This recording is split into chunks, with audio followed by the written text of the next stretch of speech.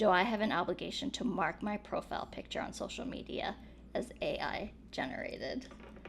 Yes, please. Well, the thing is, okay, they have an obligation to. Well, I can go back and forth because Okay. in this day and age, we know we are savvy public now. We are aware of AI. We know what's going on. So we assume if I see your headshot on your LinkedIn profile and it looks a little bit too good, I know it's Yes. AI. Okay. So you kind of have to assume that the public knows this. Okay. We're all aware and savvy.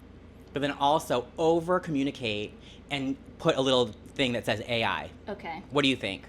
Okay, so here's where my answer depends on whether we're talking about the macro impact of AI on society in general versus someone personally just wanting to look good for a picture. And, everyone wants to look good for a picture. That's understandable. Mm-hmm. I literally wanted to look at myself on camera to see how much my double chin was showing. So I understand that. Having said that, even though I know people use AI a lot more, or even just light fine-tuning, right? Fine-tuning for whatever. I think there's you can go too far with it. And it shouldn't be to the level where if you see that person in person, you're like, whoa, what happened? Speaking of LinkedIn, I have this huge pet peeve when I'm interviewing people for jobs, and I looked on their LinkedIn, and their LinkedIn looks like it was from 10 to 15 years ago. And I just know that person does not look like that. And then when I see them show up in person for the interview, I'm caught up. I'm like, is this the same person? And also, why do they feel the need to put a younger photo of themselves, knowing the truth will come out when you show up in the office? So for me, I think it's better to little tweak here and there. I'm not opposed to. But if I normally put a photo and people don't go, beautiful, stunning, gorgeous, of an unedited photo, and then on an AI photo, they're giving me compliments, I don't think that's a level of tweaking that is honest, in my opinion. Right. Okay, but go back to the people that you've interviewed. Yeah. Did that sway whether you hired them or not? When they were over it retouched? I don't know. It's not the make or break, for sure. But it was duly noted. But it was duly noted, and also, I think to me it's a judgment call issue. Would you not notice that I noticed that you look completely different from the photo before Yeah. It's similar to dating profile photos when people argue that what you see is not what you get when the person shows up in person. Uh-huh. The thing is, all things in the dark will be revealed in the light at some point. Why keep yourself in the dark? Did you see it mostly with men or women when you would see applicants? Probably women, but I have to say, it goes both ways these days. I think the vanity goes both ways. Yeah, everybody wants to look better. Everybody wants to look better, and it's so much easier now, but then I think that makes us forget reality versus the digital world, right? And everyone knows, you look at Instagram, everyone knows most people have a filter on their face when they're doing. I kind of forget, though. When I'm scrolling through, but that's the problem. I forget. You forget, so then when you see people in person, you're like, whoa, she's not as pretty as she was online. That's why, in my videos, I try to look as horrible as possible so that nobody's surprised. Yeah. No, I do I like beauty lighting, I like nice lighting, but I don't do filters, or I try not to, because I don't want people to get that disappointment when they see me in person. If you asked me how to do a filter, I wouldn't even know how to do one, to be honest. Mm-hmm. Having said that, I hate the way I look in photos. So, I've just kind of accepted, this is how I look in photos. I think I look better in person than I do online. And I'd much rather enjoy the feeling of knowing someone thinks I look better in 3D than in 2D, I guess. Yeah. But going back to the applicants or LinkedIn things, yeah. some people forget, because they'll be like, oh, I forgot that was my LinkedIn profile picture. I need to update it. I'm so sorry. They might just forget. What do you think? If you're an active job hunter, LinkedIn should be the first thing you update, in my opinion. Yeah, everything. Because they're going to look at that. From the minute you submit your resume, if you're a serious candidate to be considered, they will look at your LinkedIn. So they it's will a look at your LinkedIn. So it's a level of deceit. How much deceit are you willing to put in your profile, knowing that you will be caught? Yeah. Eventually. Yeah, I just think, don't delay the inevitable. Mm-hmm. Rip the Band-Aid off. Make the best of it that you can.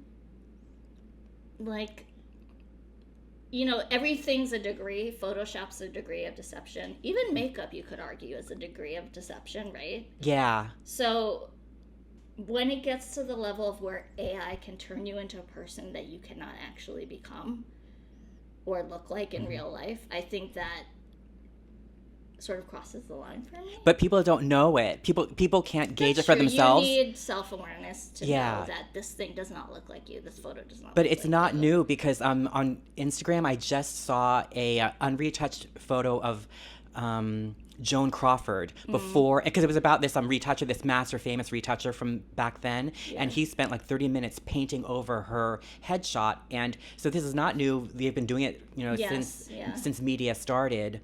But it just makes it easier with AI. Right. But people don't know when to stop.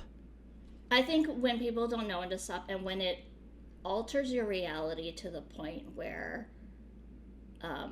your perception of people in real life is so, like, where the baseline is social media and not who you see in person, and then you compare everything to what you see on social and not in 3D, it becomes problematic, and that messes with people's brains. And I think younger kids, the younger generation, they're already entering that phase of civilization now where everyone's digital first, right? Yeah, it's scary. So I don't know that this woman, this writer, is even thinking that hard about it. I think she's just like, I just want to look a little younger. I want a few less wrinkles. I want, like, thicker hair. It's dangerous. It's a slippery slope. Exactly. So do you have any retouching on your LinkedIn photo? Well, first of all, my LinkedIn photo is on that borderline of where I should be changing it. I don't think it's quite... Is it 10 years old? It's not over 10 years old, but it's more than 5. So I would say it's to the point where I should be replacing it. Yeah, definitely. Sure. But you're not also not actively seeking anything. I'm not, but, I think the photo, if you look at the photo and you look at me in real life, you'll know it's me. I think you can tell I'm younger in it, for sure. Uh-huh. Like, I'm just a little... The collagen has not started, it's like the collagen is still there. The sagging has not started yet. But do we even need a photo? Because, like, on my LinkedIn, it's just a pixelated avatar that I just I found on the internet, like an avatar generator. Opinion, when you start looking for a job, I definitely think you should replace it with a real Really? photo. Yeah. Oh, and then I also had, because like I did that photo shoot last year, like when I was all in vinyl. Yeah. And like with like red vinyl gloves, and like I did this really like avant-garde thing. Yeah. Would that not be appropriate to put on my LinkedIn? But that's me. I'm an art director. I'm an art person. So I was like, that's what you get. Like, I'm a diva. I'm an art director. Yeah. So maybe when you're part of the art department, you can get away with a little bit more. Well, I guess I will ask you, as someone who could potentially hire someone, if you saw that in someone's LinkedIn photo, would you think this person's a diva? And I might not. This person's like might like stretch the bounds of professional life. Yeah, like a bit much. Maybe they're gonna be a bit much for this stuffy place. Not that you work in a stuffy place. Yeah. But I think it depends where you work. Is people are like that, they might actually fit the culture. I feel like if where you work is a bit stuffier, then maybe you'll have this implicit bias that they're not a good fit for your workplace. Yeah, I guess. So do you want to create an implicit bias before you've even had a chance to talk to anyone? Right. That's the thing, because I've been at my job for so long and they know me. I'm like, I'll just do what I want. Right. And I also think they expect me to be a little bit avant-garde, because you want your art department people to be artsy and creative, and so like that's how I'm being what they want me to be. Like what I said at the beginning, we are knowing that everything's AI. Or going forward, everything's going to be tweaked by AI, whether it's Facetune or Photoshop or whatever. Well, I think the day that AI takes over, goes with imagery. This is with text too, because if no one's writing anything original on AI and it's just inbred with other AI, Uh-huh. you get this weird uncanny valley Yeah. face and uncanny valley text, right? Yeah, okay. And we don't want to enter the uncanny valley. We want to stay in the normal valley. Like, I don't think we want to go there. And I don't feel like we're almost there, in a way, you know? Okay, well, kind of an offshoot of that is a little bit of a side note, but like, so on my emails, my work emails, you know, I write a certain way. We all write a certain way. And so do you have a AI assistant for your emails? It'll suggest polishing it. We probably do, but I don't use it. Ours is turned on because we use Google Gmail, and it just says, "Do you want me to polish it?" And so I write the way that I write, which is the way that I speak, which is kind of like, I don't know, not as eloquent. Right. And it has twice polished it. I was like, that sounds so good. Okay. And I was reaching out to a new artist that I wanted to hire, and interacting with her, and my art notes back were just very, you know, stifled, or it's just like I didn't know what to say. But then it just did such a good job that I felt like I was able to convey the art direction without offending her, because like I needed to, you know. You delivered criticism in a more like diplomatic way. Yes, basically. Very diplomatic, because like in my career, you know, artists and creatives can be divas themselves and very like sensitive. So like it's really hard to give art direction when you know that the artist is a prima donna. Right. And I was like, and this particular artist is so like the top of her game. I was like, I can't give her art direction because she is so like known, so known, so many accolades, awards. It's like, who am I to give her art direction? But I had valid art direction. I was like, I don't want to ruffle her feathers. She's such a big name. Okay. But then the AI polished it so nicely that she was like, oh, sure, Brandon. I kind of thought that too, and I will definitely make that change. I was like, okay, thank you, AI. Thank you for helping me with this delicate balance of giving art direction to AI made you less bitchy, basically. Basically. And it saved my ass. Okay. You know what? I would say that's an instance where AI was actually helpful and useful. Not, it filled a hole that maybe naturally you didn't have, you know. Yeah, because I'm not a writer. I'm an art person. And it helped me with the writing. Yeah. So maybe it would be helpful if, do you guys use Outlook, or what do you use for your email? Oh, Gmail.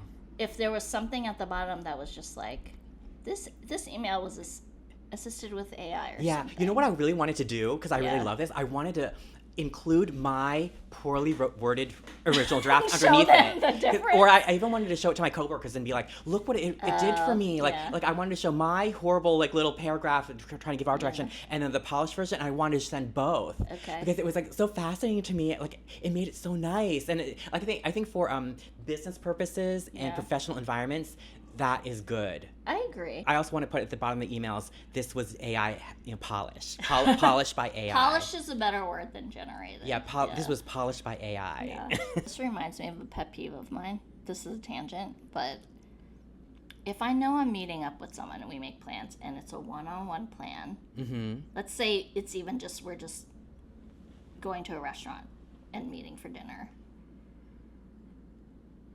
It bugs me to no end when something happens and I need to text that person and I need an immediate response back, and they like aren't looking at their phone or aren't aware of their phone. There are some people who are not glued to their phone in this day and age, and I actually think that's a good thing, but not if you have plans with someone. If I know and I understand, hey, we're going to meet at this restaurant at whatever o'clock, and let's say my train is delayed, or I forgot the name of the restaurant and I need to like look it up on Google Maps. Hey, what's this place called again? And they're like 15 minutes later, oh, sorry, I wasn't looking at my phone. No, the preparation and the expectation is, if you have plans with someone, keep your eye on your phone in case you get an unexpected communication from them. Don't assume the trains are going to all be on time. I'm going to be on time. I'm not running late. And an unexpected emergency hasn't happened. I get lost or you get lost. please look at your phone. If I'm not there yet, look at your phone. And don't respond to me 10 or 15 minutes later when we have plans. Gosh. Does that make sense? It does make sense, but I'm the opposite. You're overly prepared. No, I willfully ignore my phone. Oh, because why? I'm in a state of high anxiety when I'm meeting somebody. Okay. And why are you in a state of high anxiety? because just like even like today, the subways are delayed. Right. Or I'm always in a state of high anxiety. So like when I get constant texts from somebody saying like I'm inside or I'm right Okay. I'm like, I don't want to know. I told you I'd meet you at 3. I will be there at 3. Don't keep badgering me with these text messages because it's like it really sets me over the edge. Interesting. Okay, so it's just a completely different way that we process information. Well, I'm so I don't feel anxious about having plans with someone and meeting up with them. I feel anxious that some unexpected event will occur that will throw those plans off track, and the other person doesn't know. Or I don't know about the other person's, let's say, emergency or train delay or whatever. But I don't feel the need, if it's 2:50 and we say we're meeting at 3 o'clock, no need to text before 3 o'clock. There's nothing happening. Everything's happening according to plan. Right. No, but You'll be there between 3 and grace period 3:10, 3:50, right? But I would get texts about the person saying, I'm 15 minutes early. I was like, well, I don't need to know that. Or or they'll be like, oh, I got here 20 minutes early, so I'm sitting inside at the bar. I was like, I told you I'd meet you at 3. I will be there at 3. I don't need to know all your micro movements. What if they said, I'm going to meet you, let's meet in front at 3, but hey, I'm here early, I'm inside the bar. That's information you should know so you're not waiting outside. I guess waiting for them to show up. But yeah. For me, it's just about information sharing. It's not meant to be like, I'm waiting. It's 3 o'clock. It's not that. Yeah. But that's how I take it because I'm already always running late anyway. So when somebody says I'm early and I'm at the bar waiting, I'm like, now I'm like so stressed because I'm like, I've got to rush and like, and I can't get there any faster. And they're stressing me out because now I know they're waiting for me. Yeah. I'm just an anxious person. I just need to calm down more and meditate more. But here's the thing. You can't, unless the person knows you really well, they don't know what makes you anxious and what doesn't, right? But it's good to know that for you, when I'm meeting you, I will check my phone. Yes, if I'm not there by the designated time, because maybe I'm delayed. That's why I think you feel the need to location share, because you want me to know that, hey, I'm at this street now, I'm getting close. Oh, does that stress you out? See my location? That doesn't stress me out, but I won't look at it until I feel the need to. Do you know what I mean? Okay. So because you texted me your location, or you location shared with me, and I'm just sitting here in my apartment, so there's no need for me to share it back with you. Right. But I looked at it, I saw that you were at 14th Street, so I was like, okay, it'll be at least another 20 minutes before he's here. So I don't look again. I don't need to know where you are. I don't need to know that you're at 34th and then 59th. Okay. Whatever. And then when I was around the time that I thought you would have arrived, I looked on my phone and I said, Brandon's walking around.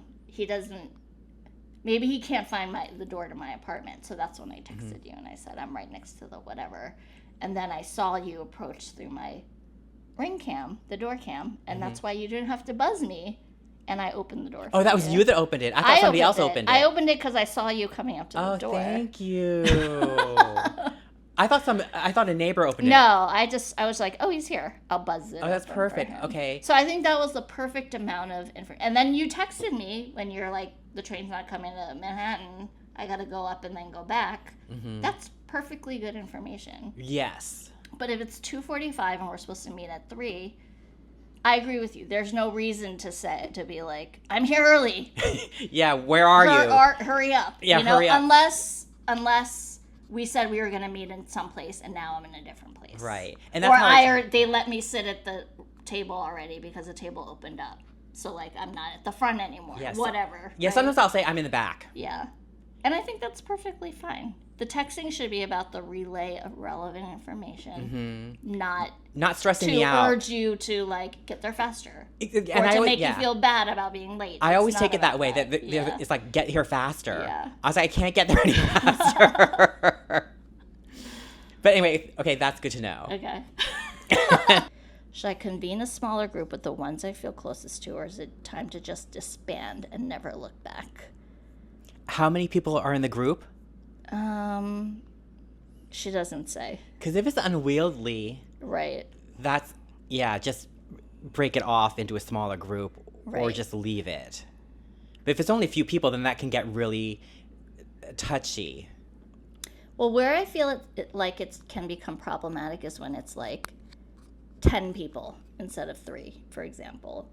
Let's say it's like 10 of your college friends, 10 of your hometown friends. It can even be family members, because everyone probably sees the chat for a different purpose. You know, like some people are like, oh, it's just for me to check in every once in a while and like whatever. For others, it might just be like give updates on what's happening in each other's lives. For other, it might just literally be like, how do you make this cheesecake? Can someone send me the rest? You know? Uh-huh. So I feel like the boundaries for what you can do in a group chat can vary very much from person to person, the people who are in the chat. And I'm sure there's a reason why they started this chat together, right? Like, they're probably all friends from somewhere, college, grad school, whatever, hometown. Well, the I think Are you in a group? Are you in any? I'm in group multiple. chats? You know what? Okay. Oh my god, this is so bad. But like, even with my family, I think we were in a group chat just with my mom and my sisters. I think early on, I left it, and you know how like It says so and so. yeah, so it'll say Brandon left the group chat multiple times, and they kept adding me back. But I was like, I don't need to know about this. I don't need to know about all this, that, and the other. Okay. So I left the group chat. But then they got the picture. So like.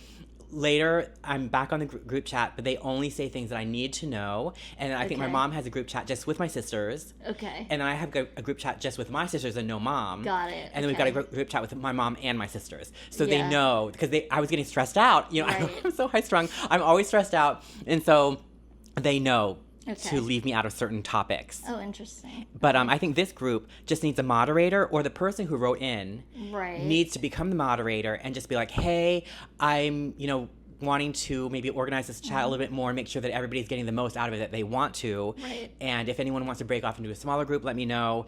And if you have any ground rules for this chat, voice them here, or like, Yeah. so it just needs a moderator. Okay. That I think is. I think is smart, or even if it's not a formal moderator, maybe it's someone who's sort of like someone who gets along relatively equally with everyone in the group chat, so can be respected if they say like, hey guys, like maybe this is not the place to talk about this, or can you guys go off thread and have this conversation separately or something. Yeah, like that. and not in the thread, but like a direct message saying, Oh, hey, direct hey, message. or just saying, okay. oh, that topic, that's kind of like not part of the Yeah. purview of that group chat. So why don't you just bring that off? Also behind the scenes, someone who can go behind the scenes and like do some Maybe. moderating or be diplomatic. In the group chat, whoever wants to be the moderator should say, hey, things are kind of going off the rails. Say it nicer Right. than that. But like, Okay. let's set some ground rules for this chat. If anyone wants to break off into separate groups, let's do that. And let's kind of keep this chat to these topics and Okay. and see how the people respond. Yeah. Because, yeah, if they're wildly different income levels and people are talking about things that will trigger somebody else who makes Yeah. less money, that is not good. It's rare though that group chats done with friends is that formal. You know what I mean? It's not like having a work Slack channel where you know what the content should be that you guys are talking about or whatnot. Like I feel like group chats are always like informal, like, hey, it's easy if we're making plans, it's easier to put everyone on this group chat, and then that becomes the group chat all of a sudden, you know? Yeah. But I think group chats are just kind of like a microcosm of friendships in general or relationships in general and how the dynamics play out between friendships, right? So like you guys, what happens in a group chat can be the same thing that happens if you all went on a trip together and then everyone's personality differences come out. Did you watch White Lotus, by the way? No. Oh, so there are like three But old I'm going to. friends. There are three old friends and they come to the White Lotus for like girls' vacation because they haven't seen each other for a long time, and they all have a different like when one leaves, the other two have a different dynamic, and they talk about the one that left the room, and then when the other one leaves, the other two have a different dynamic. That's different because I'm in the middle of season 2, so this is a different type season of 3. Yeah, so this is a different plot. This is a totally different plot. Yeah. Okay, here's my advice for group chats. If it's one where like it's kind of like can go off when there's like 70 messages in a row, or it turns into a long conversation or thread about something, I think any group chat is always better if it's one where there can be long conversations ongoing and it's not about like news you have to know right then and there. Like I have a family group chat where we just talk about, sometimes it's casual conversation, sometimes it's more logistical, like, hey, can you do this or can you do that, or like we're helping our parents with this or that, like what's gonna, and sometimes it's just fun, like random questions, sharing restaurants we want to try out, whatever. But it's not like it goes off every day, and we don't have like this ongoing thread. I think if you're part of a group chat where the next time I look at my phone there's like 50 messages, that should go on a different messaging platform, whether that's like a WhatsApp group or something, because my phone's not gonna buzz every time I get a new chat in that group chat, you know what I mean? So with a WhatsApp or whatever thread, just look at it when you want to. Mm-hmm. You see the icon and it says it has like 30 things in there, but if it was truly urgent, like someone's sick, come to the hospital, I think you would get that message directly if you needed to. Most of the time, that's not what's shared in a big group chat, right? So I'd say, like, keep it on a third-party messaging platform so you can just look when you want and it's convenient. And you can catch up on the thread, right? Like, you can say, like, there could be 5 people having a conversation. There's 10 people on the thread. Just look when you have time. And just you can scroll, right? You can do a quick skim. You don't have to, like, respond or look at every single message that comes through. That is brilliant. And 2, if you don't like the conversation that's happening or you find it annoying, just don't respond. Mm-hmm. Just let the chatting happen and don't respond and don't insert yourself. Yeah, you might get annoyed. Like, let's say you have a friend who humble brags all the time. They're the rich ones, and they're like, we're going on this great trip to Italy, and da-da-da-da-da, and, like, you eat ramen every day. Yeah, that's going to be annoying, but just, they're allowed to talk about their life. How it impacts you is what you're in control of. So if you don't want to look at that chat, just don't look. If you want to leave, you can leave, So it's like... Okay, so you're saying for this person, move it to a third party... Move it to a third party... App. Or if she feels like these are people that I generally have, like, want to retain a relationship with, but I don't agree with, let's say, all of their political views, or I don't agree with how they raise their kids, is like the example she gave. I think it's okay for you to leave it and just say, like, if you feel like it's going to actually spare the relationship, if it's the kind of thing where, like, this relationship is important enough to me that even though we disagree in these parts, I would still be interested in maintaining a friendship with this person, I'll either leave and just say, like, I don't even know if you have to explain. I think if you see someone leave with no explanation, that does make you wonder why they left. Because I think the first thing you think is, like, I'm annoying them with too much information. Like, it's drama. They find this tedious and trifling. Like, I'm going to leave, right? That's what you think is happening when someone leaves without saying anything. It's dramatic because my sisters and mom were so traumatized that I left. Because it says in black and white, Brandon has left the chat. And then all that's going to do is open direct messaging chats to you saying, like, what happened? Are you mad? Did we, like, someone push you off? Or, like, the diva left the room? Right?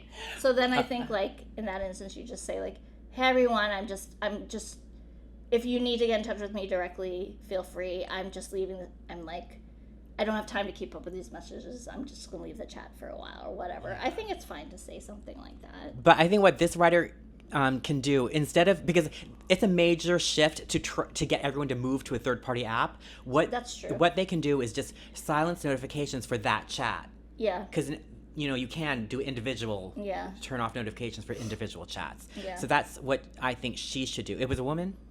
I believe it was a woman, yes. So she should just do that. Turn off notifications for that chat and quietly step back from that.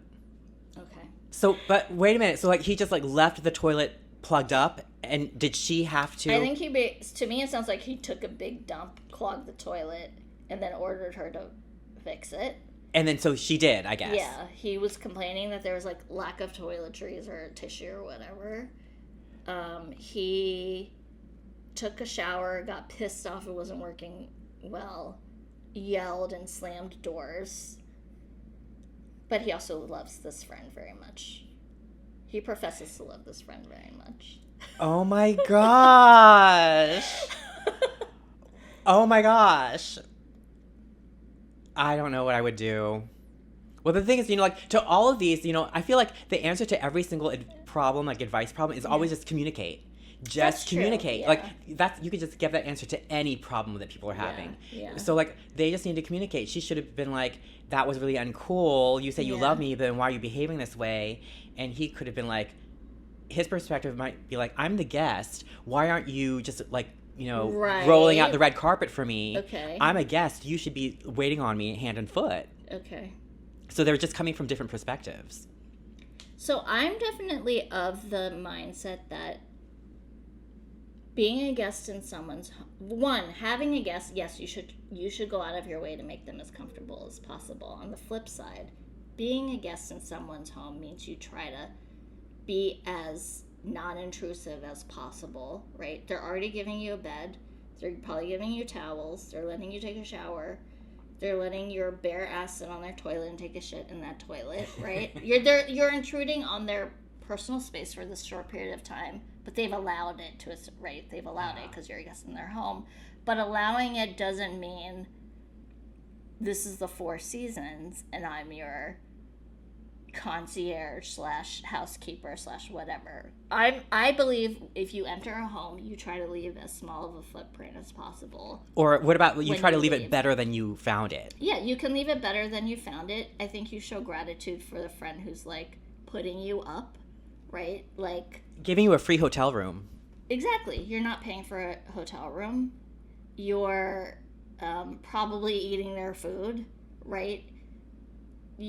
As someone who lives alone and loves living alone, even though I love having overnight guests because I do live alone, at the same time I'm also like, okay, I got my apartment back again, right? After you leave, you, like, clean, you like put it back into the way it was wherever that person left, and you're happy to have the guests, but then there's also part of you that you're like, now I can just lie on my sofa and watch TV for 6 hours, without feeling like I need to entertain anyone or whatever. Do you have term limits? Like when you let somebody stay over, you're like 4 days max, no more. A family, no. I think for family, my home is their home. They can do what they want. They can stay however long. So your sibling could stay for weeks on your couch? I think so. But I also think, I think my siblings would also have some common sense to be like, hey, there are things I can do to, like, help around or make my footprint small or not. Do you know what I mean? Like, or contribute to groceries, help cleaning. Yeah, you can, friends, I would say, only because I live in a one-bedroom apartment, and if they had a guest bedroom, actually, I don't know that I'd have too much of a problem hosting for someone for a long period of time. To me, that a long period of time might be like a week, In a small space, I think it's harder because you've got one bathroom, you only have one bedroom. There's only so much space for luggage. There's only so much space for extra stuff, right? Also, the other thing is, are you just giving them a place to lay their head, or are you expected to hang out with them, more than a few times? Are you, like, trying to figure out touristy plans for them? Or are they literally just like, hey, I'm crashing for a couple days. I just need a place to stay. Do you mind if I stay with you? That kind of thing. But into that question, how long was the friend staying with them? Did they say that? 2 days. Only 2 days? Yeah. Oh my gosh. And they both, I think the one kind of factor that throws a wrench into things is they both have different physical Right. disabilities. Yeah, I guess their you could say, physical they're dealing limitations. with, right? And But- like one person has lower back pain, disc. But that is so disease. embarrassing to clog up somebody's toilet. I would be embarrassed. I wouldn't. Think if I clogged someone's toilet, I would be like, do not come into this toilet until I plunged it and taken Right. care of the situation. Yeah. Do not look at my Yeah. poop bubbling back up to the surface. You know, like I did would something. Be Yeah. right. Let me fix it. I will take care of it. I'm so sorry. Right. I'm so embarrassed. I'm so Yeah. sorry. But for him to be like, so what was his reaction? He just left it there and said, you need to fix it? No, he said he demanded that the friend fix it. Oh for my him. God. I'd be like, no, you are fixing it, buddy. And then he like took a shower. He took a shower in the guest bath, which is what I would assume I would also be doing if I were the guest. But I guess she was saying, or he or she, whoever the friend is, was saying. He didn't like the water pressure.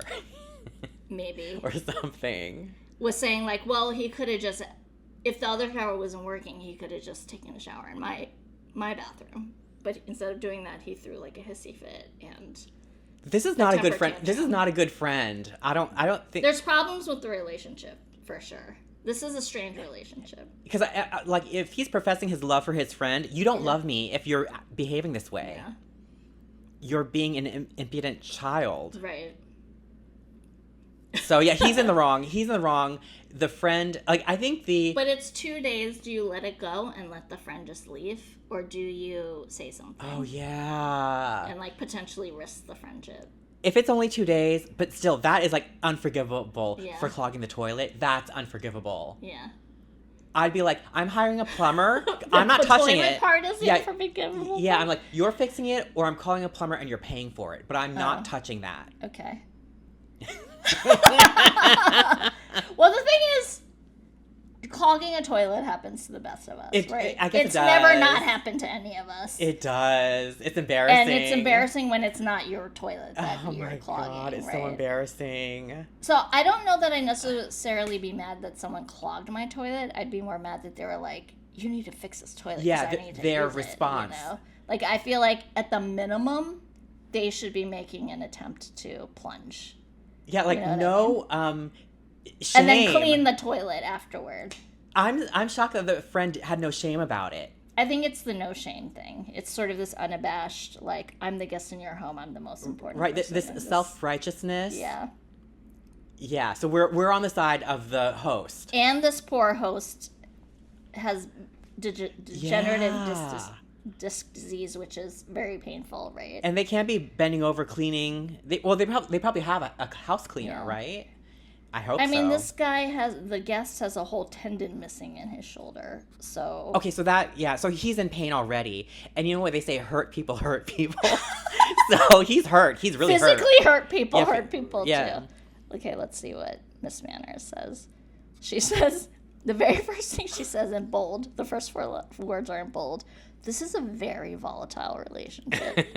If it survives this visit and you are willing to try again, Miss Manners suggests you sit your friend down and explain that while you know he is in pain, his behavior at your house was unacceptable. If he wants to stay with you, you would be happy to give him a tour of where everything is and how it works, but that you will not tolerate screaming and slamming if things go awry. Miss Manners further advises that this conversation will go better if you resist the urge to compete over your respective pain and injuries. Mm-hmm. So I agree with that. I think when someone stays with you, if you have little quirks about your, how you like to keep your plate, like one example for me is I hair catch always in the shower. Do not let that hair go into the drain. And some showers have like a little built-in hair catch already. Mine does not, but even with a built-in one, I always use an extra hair catch because you just don't want a clogged shower drain. And it's very easy. That's a very easy thing to fix with a hair catch. So I just say, hey, if you're using the shower, put the hair catch down. Okay. And hopefully the common sense is you clean it. You clean your own hair out of the catch too, although that's also not necessarily common sense for everyone. Yeah. Or, I wake up at 8 o'clock in the morning, or I sleep in just you kind of tell them those things to be like, hey, maybe keep it a little quiet in the morning, or I go to bed late, I might, whatever, I might keep you up a little bit.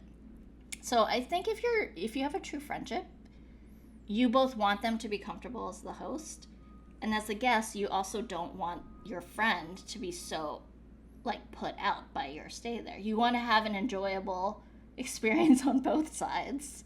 So you just have to be considerate of each other. I don't think it's that hard, but I don't think it's obvious to everyone what that means, Yeah. So, Yeah, consideration, it's not that hard, but I think the factor here was they're both having physical pain. Yes. Although I suspect, to a degree, it's a little bit of an excuse for the behavior. Because just because you're in pain doesn't mean you slam the door and you, like, hit the shower head, whatever it is that he did, Or what I would have done, like, I would have had my fit and been, like, later have said, I'm so sorry if you heard me scream, but, I was having a fit and I'm so sorry, but I couldn't contain my pain. Yeah.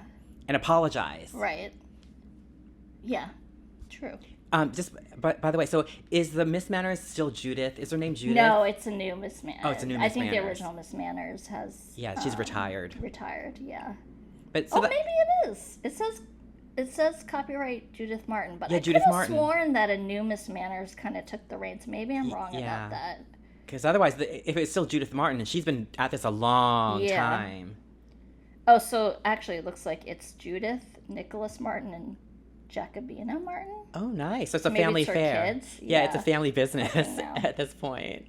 She's passed it along. So that was good. Yeah. But also, like, the fact that it was only 2 days, you might want to let it go because it's only 2 nights, and they'll never stay with you again. But they might stay with you again, though. That's the problem. Or I feel like yeah. if you don't explain why having them as a guest wasn't a good fit, Yeah. if they value the friendship, maybe the rule is going forward, hey, we just don't stay at each other's places. Right. Or I would not bring it up unless they asked to stay with me again. Then I'd be like, the last time didn't go so well. Yeah, you so could do it that way. let's talk about it. I'm always like, just get it out in the open and just fix it. Yeah. Or like if my friend was throwing a fit, and hopefully none of my friends would do this, I don't think they would, and like slamming doors because my shower wasn't working correctly, I think I would just have to be like, what's the problem? Yeah, why are you having it? Real friends can be like, why are you having a tantrum? Or you'd run it over there and be like, what happened? But to me, it feels like there's a level of formality in their friendship where they don't feel like they can do that. I'm guessing they're probably older. If they have physical problems, I'm just guessing they're older. And maybe, an older generation Right. is a little bit more formal. Even though they profess their love for each other as friends, they're probably still, more formal. Okay, well, I won't ever do that if I stay at your place. Okay. And I'll be a very good host.